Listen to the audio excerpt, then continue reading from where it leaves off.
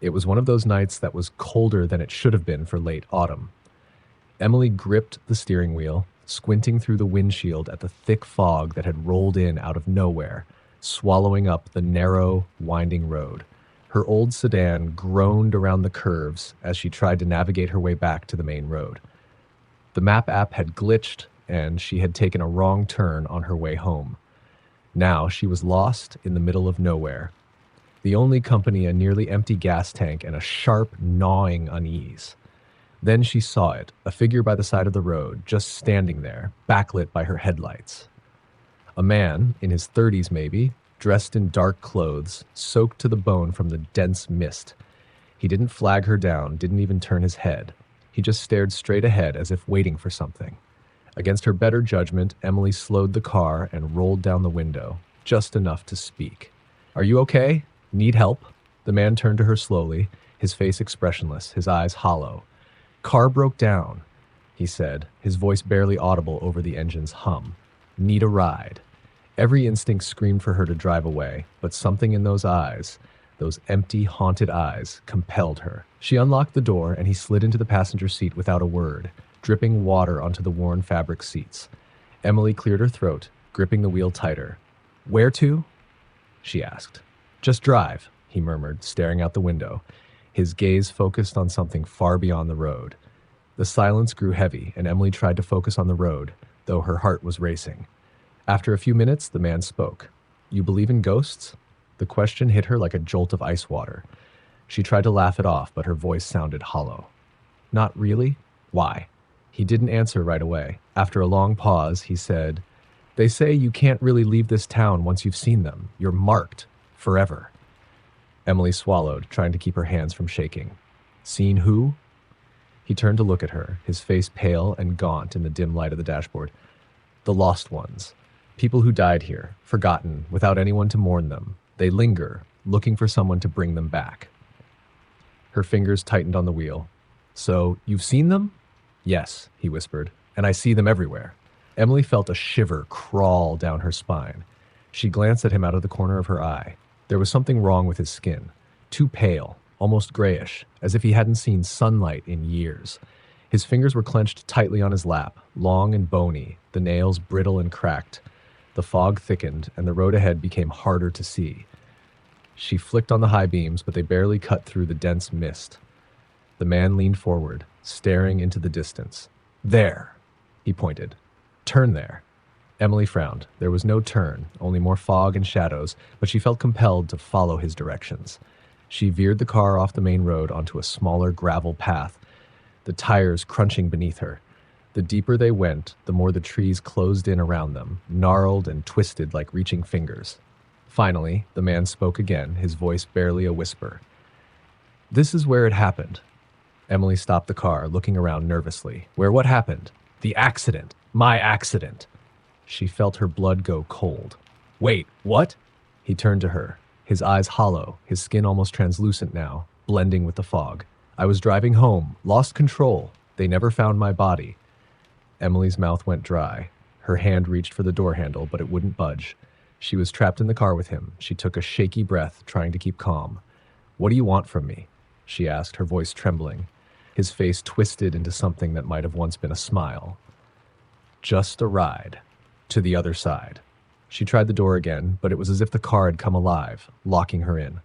She could feel his presence beside her, heavier, colder.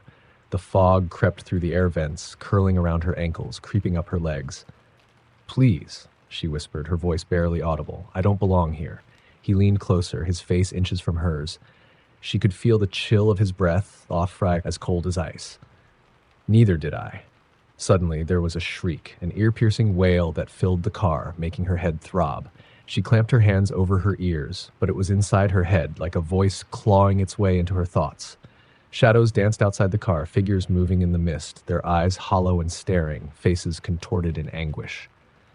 The lost ones. They pressed against the windows, their fingers clawing, leaving streaks on the glass. Emily squeezed her eyes shut, praying it was all a nightmare. Then, silence. She opened her eyes, and the man was gone. The fog had lifted, and she was alone on the road. Shaking, she looked around, but there was no sign of him, no trace of anything. She glanced at the passenger seat. It was dry, not a single drop of water. Taking a deep, shuddering breath, she started the car, desperate to get out of there. She sped down the road, barely looking back, her heart racing, her skin prickling with dread. 2 weeks later, she was sitting at her kitchen table, sifting through the morning newspaper when something caught her eye. A headline, "Body Found in Lake After Decades of Mystery." Her hands shook as she read. A man in his 30s had been discovered in a sunken car in a nearby lake. He'd been missing for years, his body preserved by the cold depths. The article included a photo of the man she had given a ride to that night. The room spun, her breath catching in her throat. She felt a cold hand on her shoulder, freezing her in place. She turned slowly, but there was no one there. A voice echoed in her mind, soft, barely a whisper. "You're marked. Forever." And she knew deep down that she had seen them, the lost ones. She had helped one cross over, but now she was part of their world, forever haunted by the shadows that lived just beyond the fog. There's a stretch of road on the edge of my town, a winding, narrow path between dense, towering pines that locals call Dead Man's Run. They say it got its name from an accident years ago. A young man speeding down the road at night swerved off a sharp turn and plunged into the dark ravine below. His body was never found, only his wrecked car, twisted and half buried in the trees. Now, Dead Man's Run is avoided, a place reserved for whispers and dares. But 2 weeks ago, I had no choice. My friend Gabe called, frantic, saying he was stranded near Dead Man's Run after his car broke down. I didn't question it, I just grabbed my keys and went. When I got to the road, the usual mist was even thicker, dense enough to muffle the sound of my engine as I crept along, following Gabe's directions. I saw his car eventually, parked crookedly on the roadside with the hood popped open, but he wasn't around. I honked and flashed my headlights, but he didn't appear. So grabbing my flashlight, I stepped out and called his name. "Gabe?" The word was swallowed by the silence. The trees were still. The only sound was my own breathing, sharp and fast. I glanced back at my car, fighting the urge to just leave, but then I heard a soft voice. "Over here." It was coming from the woods, just beyond the road. I shined my flashlight in the direction of the voice and saw Gabe, his figure partially hidden by the trees. He was standing oddly still, as though he were rooted to the spot. "Gabe, you okay?" I asked, inching toward him. He didn't answer, just gestured with a slow wave, as if beckoning me to follow him deeper into the woods.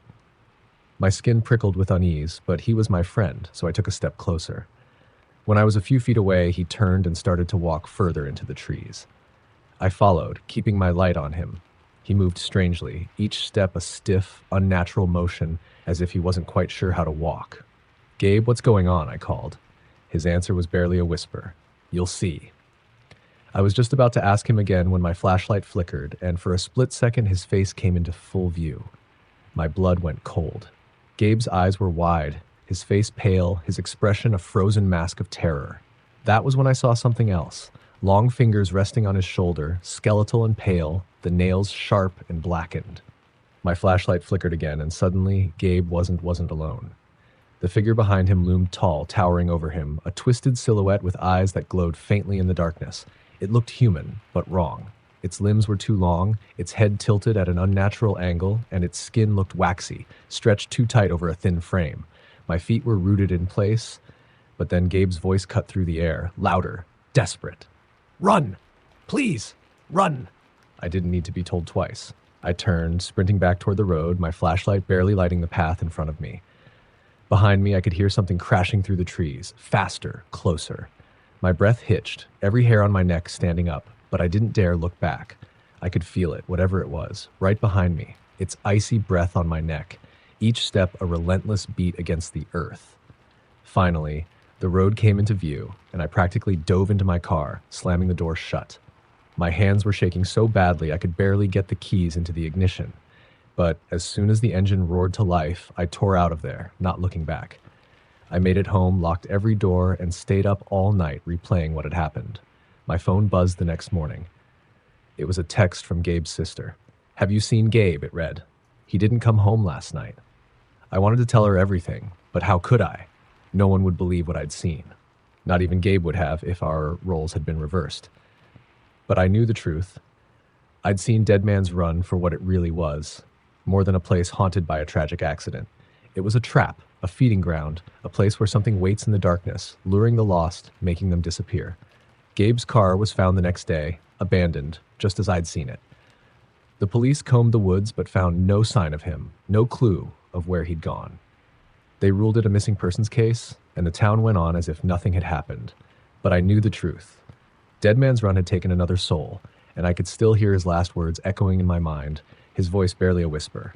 Run, please, run. Late one night, Jaden was driving through the desolate countryside, a shortcut he'd taken hundreds of times.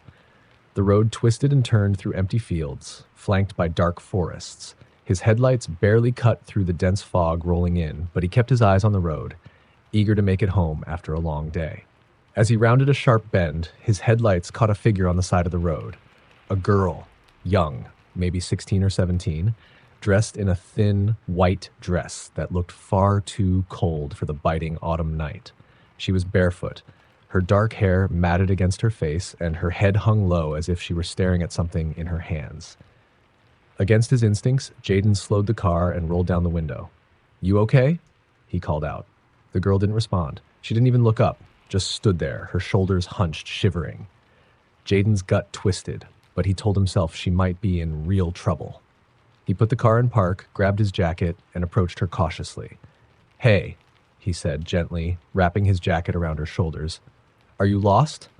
She lifted her head slowly, her eyes glassy, as if she were looking straight through him.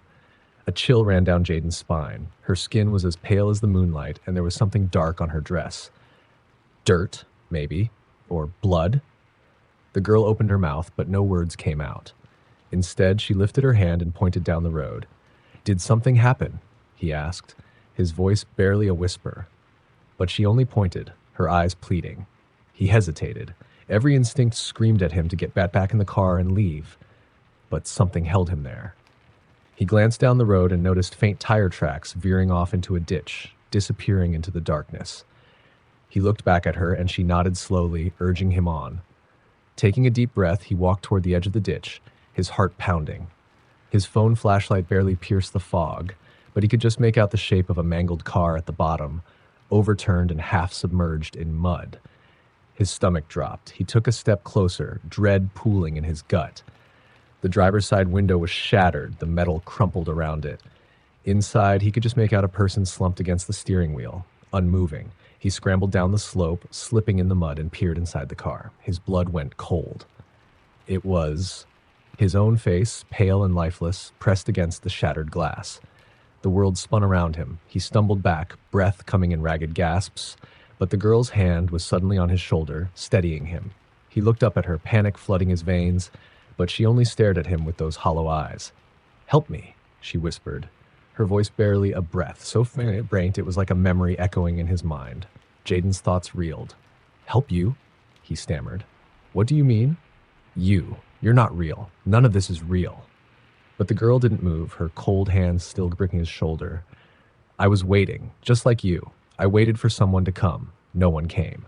She tilted her head, a single tear tracing down her cheek. I don't want to be alone here. Jaden's vision blurred as he looked back at the wrecked car. It felt impossible, but there it was, his own broken body, locked in an endless nightmare. He was already dead. He'd died the moment he took that turn, his car veering off into the ditch. And now he was stuck. The girl's grip tightened, and a sick realization crept over him. She wasn't here for him to help her. She'd been sent to claim him, to keep him there, trapped like she was. No, he whispered, struggling to pull away. This can't be happening. But her grip was relentless, her eyes dark and hollow, staring into his soul. You're one of us now, she said, her voice a monotone whisper that resonated with chilling finality. Jaden screamed, stumbling backward, but the fog closed in around him, blurring his vision. The world grew dim, his senses dulling as he sank deeper into the shadows. The last thing he saw was the girl's pale face, watching him with a strange, sad pity. And then silence. Days later, the townspeople found his car at the bottom of the ditch, mangled and twisted, with Jaden inside, his body cold and lifeless. They said it was just another tragic accident on that cursed road, just like all the others. But some nights, when the fog rolls in thick, drivers say they see two figures standing on the roadside, A young girl in a white dress and a man waiting, forever trapped in that lost stretch of road. If you stop, they say, you'll see them staring, eyes hollow, pleading for someone to stay with them. But no one ever does. It was almost midnight when Lisa finally finished up at work. She was exhausted, but she didn't mind. After all, she'd recently moved to a new town for a fresh start, and this job was a big part of that. The only downside? Her commute home. She lived in a small farmhouse on the outskirts of town, the kind you only reached by driving down an isolated winding road through dense, empty woods. On this particular night, as she started her drive home, the fog was thick, casting ghostly shadows on the road. The silence was unnerving, and she found herself turning up the radio just to drown it out. That's when she noticed it, the figure. At first, she thought it was her mind playing tricks on her. But there, on the side of the road, she saw a woman standing with her back to Lisa's car, dressed in a long, dark cloak, head bent down as if staring at something on the ground. Lisa felt a chill, but quickly rationalized it. Probably just a local hitchhiker, she thought. Yet, as she passed the woman, she felt compelled to look back. In her rearview mirror, she could see that the woman had turned, staring after her car with empty, hollow eyes. "Keep driving," Lisa muttered to herself, hands gripping the wheel tightly. But her heart was racing.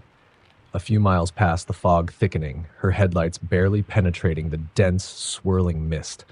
She couldn't shake the feeling of being watched, the image of that woman lingering in her mind. A loud thud suddenly echoed through the car, as if something had hit her window. She gasped, jerking the wheel and almost veering off the road. Pulling to a shaky stop, Lisa took a deep breath, trying to calm herself. "It's probably just a branch," she whispered, though she didn't entirely believe it. She peered out of the window, scanning the shadows, but saw nothing. Lisa straightened, took a deep breath, and put her car back in gear. But before she could accelerate, she noticed her rearview mirror and froze. The woman was there, standing right behind her car, eyes locked on hers through the reflection. Lisa's breath caught, fear flooding her senses. She looked down, blinked, then dared to look back up. The woman was gone. Heart racing, she pressed her foot down on the gas, eager to get home. Trees flashed by in a blur as she sped through the foggy night, the unsettling encounter gnawing at her nerves. Minutes later, she finally reached her farmhouse. The lights were a welcoming sight, and she let out a sigh of relief as she parked and hurried inside, locking the door behind her. After a few minutes of catching her breath, she tried to brush off the encounter as exhaustion playing tricks on her. She poured herself a glass of water, sat down, and opened her laptop to unwind before bed. But something wasn't right. As she stared at her reflection in the laptop's black screen, she saw something, a faint shape moving behind her. Lisa whipped around, but there was nothing there. Just as she was calming down, her phone buzzed. She picked it up, seeing a text from an unknown number. It read, "Look outside." Her heart dropped. Against every instinct, she walked slowly to the window, pulling back the curtain just enough to peek out. There, in the glow of the porch light, stood the woman, her face obscured by a hood, her head tilted unnaturally to the side. She was staring directly at the house, unmoving. Lisa stumbled back, heart pounding. She tried to call the police, but the line crackled and went dead. She typed out a desperate message to a friend, but never hit send. Her phone buzzed again. Another text from the unknown number, "Let me in." She backed away, panic flooding her senses. She was trapped. Then came a faint knock at the door, a soft, rhythmic tapping that grew louder with each knock. Lisa pressed her back against the wall, covering her ears, squeezing her eyes shut, hoping the nightmare would end. The knocks stopped. The silence felt heavy, like the air had thickened, pressing down on her. Then her phone buzzed one last time. She looked down, hands shaking as she read the message. "You can't run." The lights flickered. Her reflection in the window shifted, but the face staring back wasn't hers. It was the woman, her hollow eyes now filled with a predatory gleam, lips twisted into a dark, chilling smile. Lisa didn't scream. The terror was too deep, too consuming. Her phone clattered to the floor as she backed away, but the woman's face followed, reflected in every window, every shadow. The knock at the door returned, louder, insistent, as if daring her to open it. And then the lights went out. When they found her days later, Lisa was alone, her expression frozen in a look of sheer terror, her phone still clutched in her hand. The police marked it a heart attack, noting the strange messages on her phone as likely from a prank number she had encountered on her drive home. But the locals know better. They say that if you drive the foggy road at night, you might see her, the woman with hollow eyes staring from the shadows, waiting for someone who dares to stop. And if you're foolish enough to let her in, well, she'll never let you go. Lily was ecstatic about her new apartment. It was small, yes, but affordable, and in the heart of a city she'd always wanted to live in. It felt like a fresh start. After a long, exhausting move, she finally collapsed onto her mattress on the floor, surrounded by half-opened boxes. As she lay there, drifting off to sleep, she heard a faint whisper. "Lily?" She bolted up, heart pounding, but the apartment was silent. She laughed at herself, dismissing it as her imagination. She was exhausted, after all. She settled back down and fell asleep quickly. The next day passed without incident as she unpacked her things, enjoying the new space. But that night, as soon as she turned out the light, the whisper started again. "Lily, come closer." She froze, heart hammering in her chest. The voice was soft, barely audible, but it sounded as if it were right beside her. She held her breath, listening, but the whisper faded into silence.